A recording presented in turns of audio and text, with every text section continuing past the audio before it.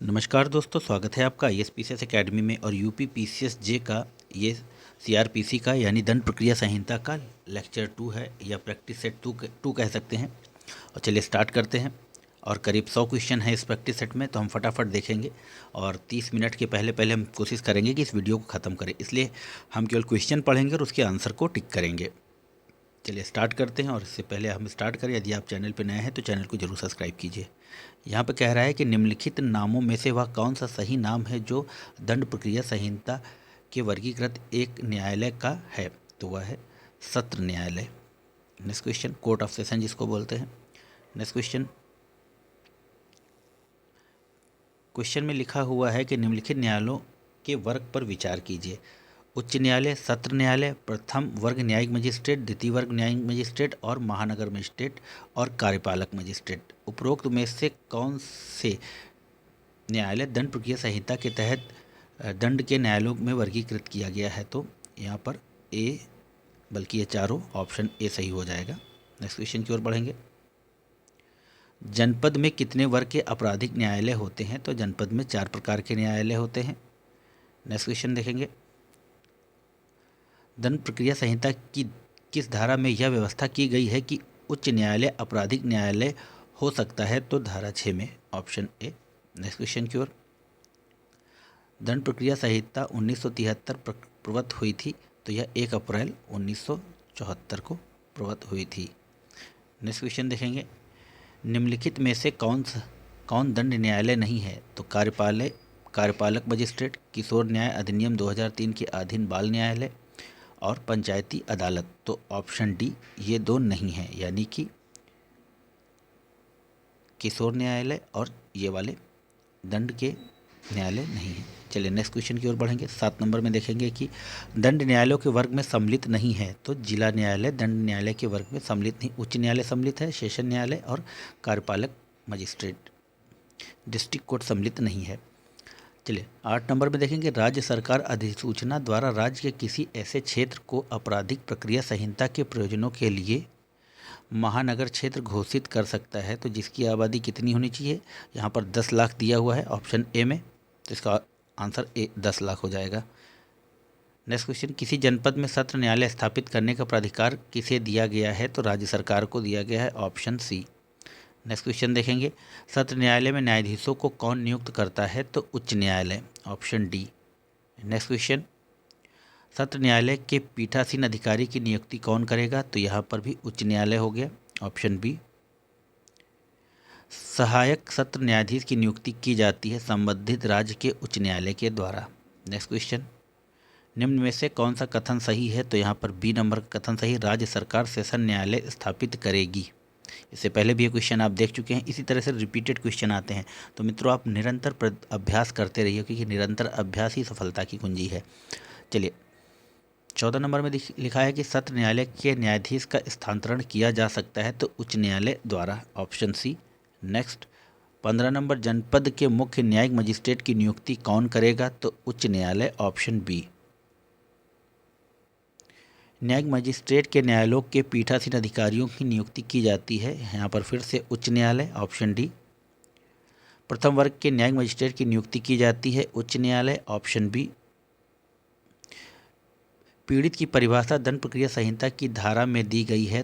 तो 2WA में पीड़ित की परिभाषा को दर्शाया गया है। ये कल भी आपने क्वेश्चन देखा था, और यदि आपने नहीं देखा है अभी तक तो चैनल पर जाकर चैनल को सब्सक्राइब करके प्लेलिस्ट को एक्सेस कर सकते हैं आप।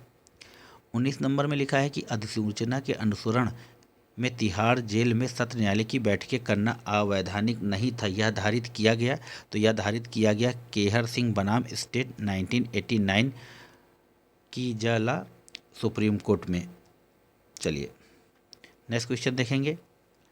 20 नंबर में लिखा है कि न्यायिक मजिस्ट्रेट की स्थानीय अधिकारिता नियंत्रण में है। तो बी और सी, यानी कि ऑप्शन डी, दोनों के, उच्च न्यायालय के और मुख्य न्यायिक मजिस्ट्रेट के। चलिए नेक्स्ट क्वेश्चन देखेंगे। निम्नलिखित में से एक ही कथन सही है, सही कथन है।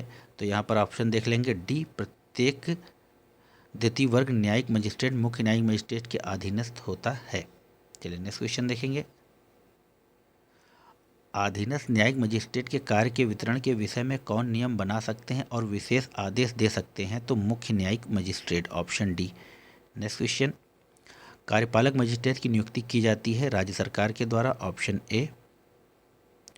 जमानत नियम और कारागार अपवाद है, यह कथन सर्वोच्च न्यायालय के द्वारा कहा गया था, मोतीराम बनाम मध्य प्रदेश राज्य में, ऑप्शन सी। दंड प्रक्रिया संहिता की धारा 24 की उपधारा 1 में लोक अभियोजक शब्दों के पश्चात अंतः स्थापित किया गया है एक या अधिक अतिरिक्त लोक अभियोजक, ऑप्शन ए। नेक्स्ट क्वेश्चन देखेंगे, लोक अभियोजक की नियुक्ति होती है तो ए और 2 के द्वारा उच्च न्यायालय के परामर्श से केंद्र सरकार द्वारा, उच्च न्यायालय के परामर्श से राज्य सरकार द्वारा। नेक्स्ट क्वेश्चन देखेंगे, दंड प्रक्रिया संहिता की धारा 2 के अंतर्गत लोक अभियोजक से अभिप्रेत है उसमें शामिल हैं, तो यहाँ पर ऑप्शन सी हो जाएगा, 1 और 2 दोनों। नेक्स्ट क्वेश्चन देखेंगे, किसी जिले के लिए लोक अभियोजक नियुक्त करने के लिए कौन प्राधिकृत है? तो राज्य शासन या राज्य सरकार। 29 नंबर में लिखा है कि कोई व्यक्ति जिले के लिए लोक अभियोजक नियुक्त नहीं हो सकता यदि उसका नाम जिला दंडाधिकारी की सूची में ना हो, ऑप्शन सी। 30 में लिखा है कि कोई व्यक्ति अपर लोक अभियोजक नियुक्त किए जाने का पात्र तभी होगा जब वह कम से कम वर्ष तक अधिवक्ता के रूप में विधि व्यवस्था करता रहा हो, तो ऑप्शन सी 7 वर्ष। नेक्स्ट क्वेश्चन देखेंगे, दंड प्रक्रिया संहिता की धारा के अंतर्गत एक विशिष्ट लोक अभियोजक को कम से कम एक अधिवक्ता के रूप में 10 वर्ष का अनुभव होना चाहिए, धारा 24 का 8, option C. Next question, 32 number में बोल रहा है कि मजिस्ट्रेट के न्यायालयों में अभियोजन संचालित करते हैं तो सहायक लोक अभियोजक, ऑप्शन डी। निम्नलिखित कथनों पर विचार कीजिए, और यहाँ पर एक क्वेश्चन दिया हुआ है, तो इसका जो सही आंसर होगा वो डी होगा। सारे कथन सही हैं, आप कथन को पढ़ लीजिएगा वीडियो पॉज करके, और हम आगे बढ़ जाएंगे। दंड प्रक्रिया संहिता की किस धारा के अंतर्गत सहायक लोक अभियोजक की नियुक्ति होती है? तो धारा 25, ऑप्शन डी हो जाएगा यहाँ पे। नेक्स्ट क्वेश्चन की ओर बढ़ेंगे, पुलिस अधिकारी को सहायक लोक अभियोजक के रूप में नियुक्त किया जा सकता है बशर्ते उसका पद इंस्पेक्टर के पद से नीचे का नहीं हो सकता और उसने जांच में भाग नहीं लिया हो, ऑप्शन डी। अभियोजन निदेशालय दंड प्रक्रिया संहिता 1973 की धारा 25 का में किस संशोधन अधिनियम द्वारा जोड़ा गया? तो यह महत्वपूर्ण है, 2005 का अधिनियम संख्या 25, ऑप्शन ए। भारतीय दंड संहिता के अधीन किसी अपराध का विचारण नहीं किया जा सकता, उपखंड अधिकारी के द्वारा, ऑप्शन डी। दंड प्रक्रिया संहिता की किस धारा के अनुसार यथासंभव भारतीय दंड संहिता की धारा 376 और 376 का से घा तक के अपराधों का विचारण महिला पीठासीन अधिकारी न्यायाधीश को करना चाहिए? 26 का धारा 26 का, ऑप्शन ए। दंड प्रक्रिया संहिता 1973 की निम्न धाराओं में से कौन सी धारा किशोरों के मामले में अधिकारिता से संबंधित है? तो ऑप्शन सी, धारा 27। नेक्स्ट क्वेश्चन देखेंगे, 40 नंबर में कह रहा है कि एक उच्च न्यायालय निम्न में से कौन से दंड पारित कर सकता है? तो कोई भी दंड जो विधि द्वारा प्राधिकृत हो, सारे कर सकता है। आजीवन कारावास का दंडादेश निम्न में से किसके द्वारा पारित किया जा सकता है? तो सत्र न्यायाधीश के द्वारा, ऑप्शन बी। नेक्स्ट क्वेश्चन, हत्या के वाद में परीक्षण निम्न में से कौन न्यायालय कर सकता है? तो अतिरिक्त सत्र न्यायाधीश, ऑप्शन सी। नेक्स्ट क्वेश्चन देखेंगे, भारतीय दंड संहिता 1860 की धारा 324 के अंतर्गत अपराध किस न्यायालय द्वारा विचारणीय है? तो किसी भी मजिस्ट्रेट के द्वारा, ऑप्शन बी यहाँ पर हो जाएगा सही। नेक्स्ट क्वेश्चन देखेंगे, कोई सहायक सत्र न्यायाधीश निम्नलिखित में से कौन सा दंडादेश पारित कर सकता है? तो यहाँ पर हो जाएगा ऑप्शन सी, मृत्यु या आजीवन कारावास या 10 वर्ष से अनधिक अवधि के लिए कारावास के अतिरिक्त कोई अन्य भी दंडादेश। चलिए नेक्स्ट क्वेश्चन देखेंगे, a sentence of imprisonment of for life passed by an assistant session जज, तो ऑप्शन हो जाएगा B, is beyond his power. Next question देखेंगे। यहाँ पर एक सूची दी हुई है और सूची 1 को सूची 2 से मिलाना है, तो इसके हम आंसर को देखेंगे। इसका आंसर है डी, तो हम देख लेंगे, इसको मिला लेंगे और जिससे कि हम लोगों के रिवीजन भी हो जाएं। तो ए का 3 हो जाएगा, स्पेशल मेट्रोपॉलिटन मजिस्ट्रेट 3 वर्ष तथा कारावास अथवा एवं जुर्माना। ठीक है, ये हो गया। अब बी का 1 हो जाएगा, चीफ मेट्रोपॉलिटन मजिस्ट्रेट 7 वर्ष तथा कारावास अथवा जुर्माना। ठीक, चलिए अब देख लेंगे यहाँ पर C4, द्वितीय श्रेणी का मजिस्ट्रेट 1 वर्ष का कारावास, 1 वर्ष का कारावास तथा जुर्माना, तो 1000 रुपये तक का जुर्माना कर देगा। अब बचा D2, सहायक सत्र न्यायाधीश 10 वर्ष तक का कारावास अथवा जुर्माना। चलिए नेक्स्ट क्वेश्चन की ओर बढ़ेंगे। यहाँ पे लिखा है कि एक मुख्य न्यायिक दंडाधिकारी आदेश दे सकता है, तो किस प्रकार का आदेश दे सकता है? 7 वर्ष से अनधिक अवधि के लिए कारावास का या जुर्माने से जो किसी भी राशि तक का हो सकेगा या दोनों का। चलिए नेक्स्ट क्वेश्चन देखेंगे। मुख्य मेट्रोपॉलिटन मजिस्ट्रेट द्वारा कारावास की अधिकतम कितनी सजा दी जा सकती है? तो यहाँ पर लिखा है 7 वर्ष, ऑप्शन बी। और 49 नंबर में देखेंगे, मुख्य न्यायिक मजिस्ट्रेट दे सकता है 7 वर्ष तक की अवधि का कारावास, ऑप्शन सी। 50 नंबर में कह रहा है कि the court of a chief judicial magistrate may pass a sentence of imprisonment for the term of not exceed for 7 year, option B यहाँ पर हो जाएगा सही। अपर मुख्य न्यायिक मजिस्ट्रेट निम्न में से अवधि के कारावास का दंडादेश पारित कर सकता है। आप जानते हैं यह 7 वर्ष का है। ऐसे ही आप बार बार प्रैक्टिस करेंगे तो सब रट जाएंगे। अगर बाज़ार में कहीं आपको मिल जाए प्रैक्टिस सेट जो अनसॉल्व हो तो उसको भी ज़रूर कीजिएगा, वो आपकी सफलता को और भी नज़दीक पहुंचा देगा। चलिए 52 में कह रहा है कि प्रथम वर्ग मजिस्ट्रेट या न्यायालय दंड प्रक्रिया संहिता 1973 के अनुसार निम्न में से कितनी कारावास की सज़ा दे सकता है? तो धारा 29 के अनुसार 3 वर्ष की प्रथम वर्ग का मजिस्ट्रेट यहाँ कह रहा है। चलिए नेक्स्ट क्वेश्चन देख लेंगे। प्रथम वर्ग का मजिस्ट्रेट दंडादेश दे सकता है, तो यहाँ पर अभी आपने देखा 3 वर्ष से अनधिक का नहीं, ऑप्शन सी हो जाएगा। ऑप्शन माफ़ कीजिएगा 54 नंबर, प्रथम वर्ग मजिस्ट्रेट अधिकतम जुर्माना लगा सकता है, तो 10,000 रुपये, ऑप्शन बी।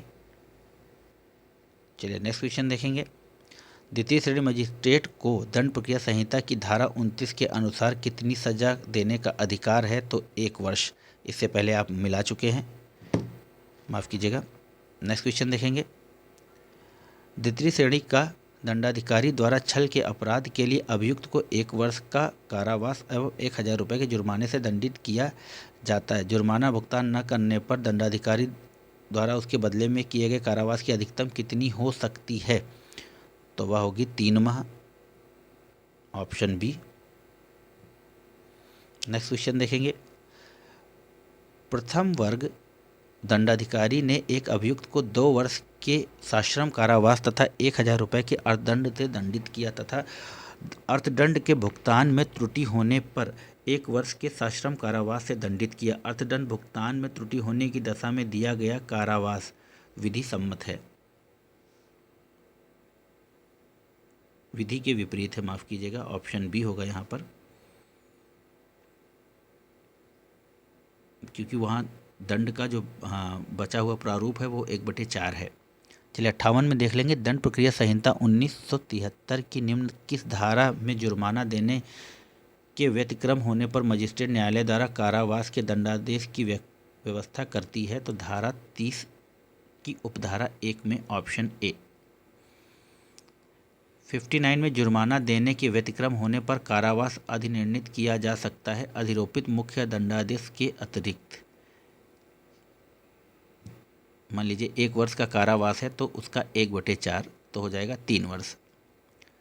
एक ही विचरण में कई अपराधों के लिए दोष सिद्धि होने पर क्रमवती दंडादेशों की अवधि अधिक नहीं होगी, तो वह 14 वर्ष के कारावास से, ऑप्शन सी। Next question. किसी न्यायाधीश या मजिस्ट्रेट की शक्तियों और कर्तव्यों का प्रयोग का पालन किया जा सकता है तो उसके पद उत्तरवर्ती द्वारा, ऑप्शन ए। नेक्स्ट क्वेश्चन देखेंगे, दंड प्रक्रिया संहिता की धारा 37 के अंतर्गत सभी व्यक्ति मजिस्ट्रेट या पुलिस की सहायता के लिए बाध्य हैं। ऑप्शन डी, उपयुक्त सभी मामलों में।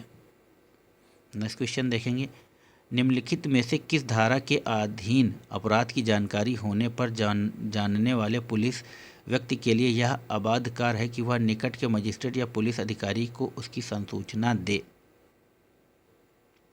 तो इसका ऑप्शन ए सही हो जाएगा, दंड प्रक्रिया संहिता की धारा 29-39 के अधीन। नेक्स्ट क्वेश्चन देखेंगे, प्रत्येक व्यक्ति का दायित्व है कि वह निम्नलिखित अपराधों के लिए घटित होने पर उसकी संसूचना निकटतम मजिस्ट्रेट या पुलिस अधिकारी को दे। तो सेक्शन बी, सेक्शन 121, 126 में दर्ज अपराधों के घटित होने पर।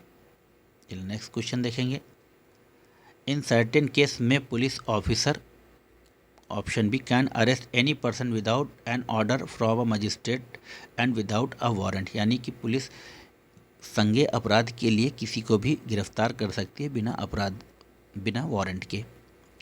दंड प्रक्रिया संहिता की किस धारा के अंतर्गत पुलिस अभियुक्त को बिना वारंट के गिरफ्तार कर सकती है? तो वह है धारा 41, ऑप्शन डी, संज्ञेय अपराध जहां पर हुआ होगा। कोई पुलिस अधिकारी किसी व्यक्ति को जो किसी संज्ञेय अपराध से जुड़ा है बिना वारंट के गिरफ्तार कर सकती है, यह प्रावधान है, आप देख चुके हैं, धारा 41 में, ऑप्शन बी का, जिसको 5 वर्ष के कारावास का दंड दिया गया था, कारावास से भाग गया तथा शांतिपूर्ण जीवन व्यतीत कर रहा था 1 वर्ष बाद। तो ऑप्शन हो जाएगा ए यहाँ पर, पुलिस अधिकारी बिना दंडाधिकारी के आदेश अथवा वारंट के बिना काको बंदी बना सकता है, ऑप्शन ए। नेक्स्ट क्वेश्चन देखेंगे, गलत कथन को निर्दिष्ट कीजिए। तो उपयुक्त में से कोई कथन गलत नहीं है, आप इसको चाहे तो पॉज करके पढ़ लीजिएगा, ये आपके काम आएगा। नेक्स्ट 70 नंबर में देखेंगे, निम्नलिखित में से कौन सा पुलिस अधिकारी वारंट के बिना ऐसे व्यक्ति को गिरफ्तार कर सकता है जिस पर संघ के सशस्त्र बलों के भाग जाने का संदेह है? कोई भी पुलिस अधिकारी, ऑप्शन डी। नेक्स्ट क्वेश्चन देखेंगे, निम्नलिखित में से कौन सा कथन गलत है? कोई पुलिस अधिकारी मजिस्ट्रेट के आदेश के बिना और वारंट के बिना ऐसे व्यक्ति को गिरफ्तार कर सकता है। तो ऑप्शन सी हो जाएगा, जो एक छोड़ा गया सिद्ध दोषी है, नहीं बल्कि जो संज्ञेय अपराध कर रहा है। 72 नंबर क्वेश्चन कह रहा है कि पुलिस कब एक व्यक्ति को वारंट के बिना गिरफ्तार कर सकती है? तो यहाँ लिखा है ऑप्शन डी, इस सारे सबको पढ़ लेंगे हम लोग। केवल संज्ञेय अपराध के मामले में, केवल उद्घोषित अपराधी के मामले में, केवल सशस्त्र सेना का भगोड़ा। तो इन सबको बिना वारंट के पुलिस गिरफ्तार कर सकती है और यह धारा 41 में लिखा हुआ है, आप इसको भी देख लीजिएगा। यह धारा बहुत ही इम्पोर्टेंट है, बार बार आ रही है। दंड प्रक्रिया संहिता की धारा 41 के अधीन पुलिस को एक व्यक्ति को गिरफ्तार करने की शक्ति है, युक्ति शंका वाले मामले तक सीमित है, ऑप्शन सी। नेक्स्ट क्वेश्चन देखेंगे, एक पुलिस अफसर को युक्ति व संदेह है कि एक हत्या से संबंध है, वह कर सकता है के को बिना वारंट के गिरफ्तार, option C. Next question, police अधिकारी बिना मजिस्ट्रेट के आदेश तथा बिना वारंट के किसी व्यक्ति को गिरफ्तार कर सकेगा। तो ऑप्शन डी, उपयुक्त सभी परिस्थितियों में। गिरफ्तारी की प्रक्रिया व गिरफ्तार करने वाले व्यक्ति के कर्तव्यों को परिभाषित किया गया है दंड प्रक्रिया संहिता 1973 की धारा 41B में, ऑप्शन सी हो जाएगा यहाँ पे सही। नेक्स्ट क्वेश्चन देखेंगे, गिरफ्तारी की प्रक्रिया तथा गिरफ्तार करने वाले अधिकारी के कर्तव्य दंड प्रक्रिया संहिता की धारा में दिए गए हैं, तो 41B में दिए गए हैं। और मित्रों, जब आप इस वीडियो को चलाते हैं तो आप डबल स्पीड पे चलाइए। वैसे मैं कोशिश कर रहा हूँ कि बहुत जल्दी हो, जिससे कि 12 फरवरी को जो आपकी एग्ज़ाम है उससे पहले जितना भी घटना चक्र है हम उसको पूरी हल करवाएं और प्रैक्टिस करने पाएँ। 78 नंबर कह रहा है कि धारा 41B दंड प्रक्रिया संहिता के आपराधिक प्रक्रिया संहिता संशोधन अधिनियम द्वारा निम्नलिखित में से किस वर्ष में अंतः स्थापित किया गया है? तो वह आप जानते हैं 2008 में, ऑप्शन ए। 79 में देखेंगे, दंड प्रक्रिया संहिता की धारा 41 के अंतर्गत राज्य सरकार पुलिस नियंत्रण कक्ष स्थापित करेगी राज्य तथा जिला स्तर पर, ऑप्शन डी। नेक्स्ट क्वेश्चन देखेंगे 80 नंबर में, किस उपबंध के अंतर्गत गिरफ्तार व्यक्ति का पूछताछ के दौरान अपने पसंद के अधिवक्ता से मिलने का अधिकार है? तो धारा 41 घ दंड प्रक्रिया संहिता। ये सभी धाराएं बहुत ही इंपॉर्टेंट है, आप ऐसे ही बार बार प्रैक्टिस करेंगे तो सब याद हो जाएगा आपको। क्योंकि करत करत अभ्यास ते जड़मति होते सुजान, रसरी आवत जाति ते तिल सिल पर परत निशान। तो बच्चों आप अभ्यास करते रहिए और अभ्यास से ही सफलता मिलनी है। 81 नंबर पे कह रहा है कि एक पुरुष व्यक्ति भी आवश्यक परिस्थितियों के कारण किसी भी स्त्री को दिन में गिरफ्तार कर सकता है। यह निम्न में से किस वाद में प्रतिपादित किया गया है? तो यह किया गया है ए में महाराष्ट्र राज्य बनाम Christian community welfare council 2004 supreme court में, तथा राजकुमारी बनाम SHO नोएडा 2003 सुप्रीम कोर्ट में।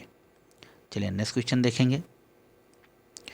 DK बसु बनाम पश्चिम बंगाल राज्य नामक प्रसिद्ध वाद में जिसके संदर्भ में दिशा निर्देश दिए गए तो व्यक्तियों की गिरफ्तारी के ऑप्शन ए,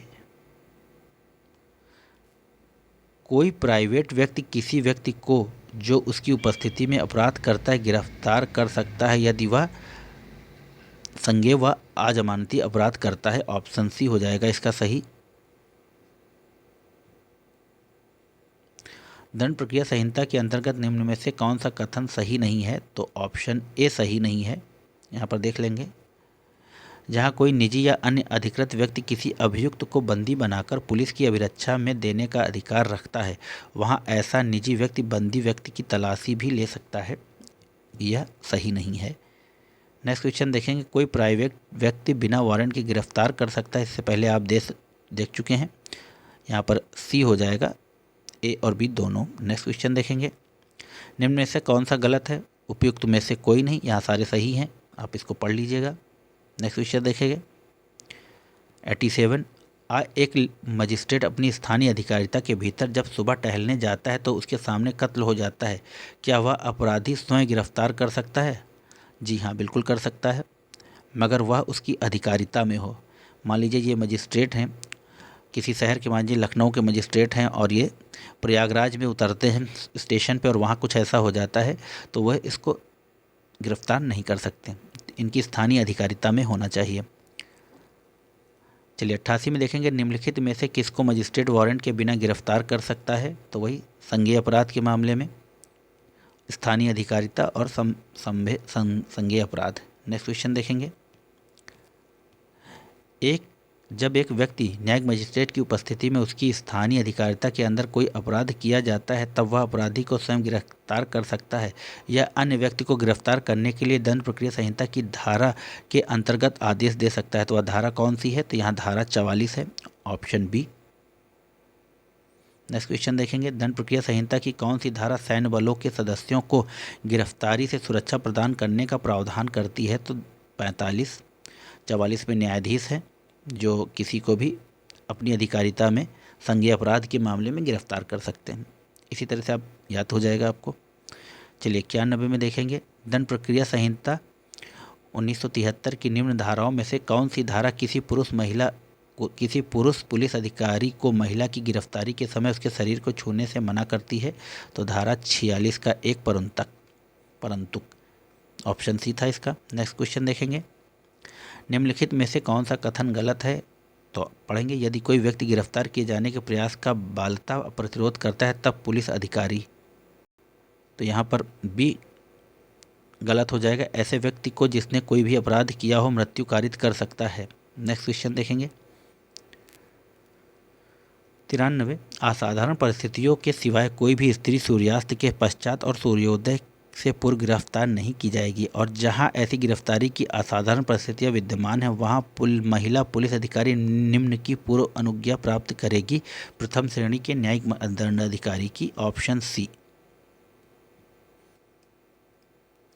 उच्चतम न्यायालय निम्न केस के अधीनस्थ न्यायिक अधिकारियों की गिरफ्तारी के संबंध में दिशा निर्देश निर्गत किए हैं? तो दिल्ली जुडिशियल सर्विस एसोसिएशन बनाम गुजरात राज्य, ऑप्शन सी। 95 में देखेंगे, दंड प्रक्रिया संहिता की धारा 50 यह उपबंधित करती है कि बिना वारंट गिरफ्तार व्यक्ति को गिरफ्तारी के आधार एवं यदि गिरफ्तारी जमानती अपराध के लिए हुई हो तो के जमानत के अधिकार संसूचित किए जाएंगे। इस धारा के उपबंधों के अनुपालन का प्रभाव होता है। तो यहाँ पर इसका सही आंसर देखेंगे। इसका सही आंसर है सी। इससे संबंधित व्यक्ति की गिरफ्तारी एवं निरोध अवैध हो जाएंगे और गिरफ्तार व्यक्ति को अपनी रिहाई हेतु बंदी प्रत्यक्षीकरण समावेशन करने के लिए सामर्थ्य बना देंगे। हेबस कार्पस जिसको बोलते हैं हम लोग। चलिए 96 में देखेंगे कि गिरफ्तार निर्धन व्यक्ति के लिए निःशुल्क विधिक सहायता एवं सूचित किए जाने का अधिकार अभिनिर्धारित किया गया है। तो यह ऑप्शन हो जाएगा आपका सी, खत्री बनाम बिहार राज्य 1981 सुप्रीम कोर्ट 627 में। चलिए, किसी चिकित्सा व्यवसायी द्वारा अभियुक्त का बालात परीक्षण विधि द्वारा प्राधिकृत है। ऑप्शन डी हो जाएगा। निम्न में से दंड प्रक्रिया संहिता की कौन सी धारा गिरफ्तार व्यक्ति की शिनाख्त का प्रावधान करती है? तो धारा 54 का शिनाख्त का प्रावधान करती है। नेक्स्ट क्वेश्चन देखेंगे। बंदी व्यक्ति के स्वास्थ्य और सुरक्षा संबंधी उपबंध दंड प्रक्रिया संहिता 1973 की निम्नलिखित में से किस धारा में उपबंधित हैं? तो धारा 55 का में। अगर समझ में नहीं आ रहा तो मैं बोल रहा हूँ, आप उससे मैनेज करिए। 100 में कह रहा है कि गिरफ्तार व्यक्ति की डॉक्टरी जांच के लिए दंड प्रक्रिया संहिता की किस धारा में प्रावधान किया गया है? तो 54, धारा 54, ऑप्शन बी। दंड प्रक्रिया संहिता की किस धारा के अधीन गिरफ्तार व्यक्ति का गिरफ्तारी के तुरंत बाद सरकारी स्वास्थ्य अधिकारी द्वारा परीक्षण किया जाएगा? तो 54, ऑप्शन सी। 102 में कह रहा है कि दंड धारा 55A के अंतर्गत अभियुक्त को अभिरक्षा में रखने वाले व्यक्ति का यह कर्तव्य होगा कि वह अभियुक्त के स्वास्थ्य और सुरक्षा की देखभाल करे। अंतः स्थापित किया गया है। तो ऑप्शन बी, दंड प्रक्रिया संहिता संशोधन अधिनियम 2008 के द्वारा। निम्न में से दंड प्रक्रिया संहिता 1973 की कौन सी धारा दंड विधि संशोधन अधिनियम 2013 के द्वारा अंतः स्थापित नहीं की गई है? तो धारा 55 का, ऑप्शन डी, अंतः स्थापित नहीं की गई है। नेक्स्ट क्वेश्चन देखिए, निम्न में से कौन सा सही है? तो यहाँ पर देख लेंगे क्या सही है। तो ऑप्शन ए यहाँ पे सही है। पुलिस अधिकारी द्वारा बिना वारंट के गिरफ्तार व्यक्ति को बिना किसी अनावश्यक विलंब के मजिस्ट्रेट के समक्ष ले जाया जाएगा। यह कथन सही है। चलिए नेक्स्ट क्वेश्चन देखेंगे। बिना वारंट गिरफ्तार करने के बाद मजिस्ट्रेट के आदेश के बिना पुलिस अधिकारी द्वारा गिरफ्तार किए गए व्यक्ति को अभिरक्षा में रखने की अवधि कितनी हो सकती है? तो 24 घंटे। आप सभी जानते हैं। Option B. निम्नलिखित में से किस धारा के अधीन गिरफ्तार किए व्यक्ति को 24 घंटे के अंदर मजिस्ट्रेट के समक्ष पेश किया जाना अनिवार्य है? तो CRPC की धारा 57, ऑप्शन बी। Next question. थाने का भार साधक अधिकारी सभी व्यक्तियों की गिरफ्तारी की जो बिना वारंट के गिरफ्तार किए गए हैं रिपोर्ट करेगा जिला मजिस्ट्रेट को। Option D. नेक्स्ट क्वेश्चन, और शायद ये लास्ट क्वेश्चन हो, अभी हैं। चलिए नेक्स्ट क्वेश्चन देखेंगे। यदि कोई व्यक्ति विधिपूर्ण अभिरक्षा में से भागता है तो वह व्यक्ति जिसकी अभिरक्षा से वह निकल भागा है उसको तुरंत पीछा कर सकता है या और उसे गिरफ्तार कर सकता है भारत के किसी भी स्थान पे। Option D. नेक्स्ट क्वेश्चन देखेंगे। किसी अन्य विधि भारतीय दंड संहिता को छोड़कर के अंतर्गत अपराध 3 वर्ष या इससे अधिक किन 7 वर्ष से अनधिक कारावास से दंडनीय है तब यह संज्ञेय एवं अजमानती होगा। Option A.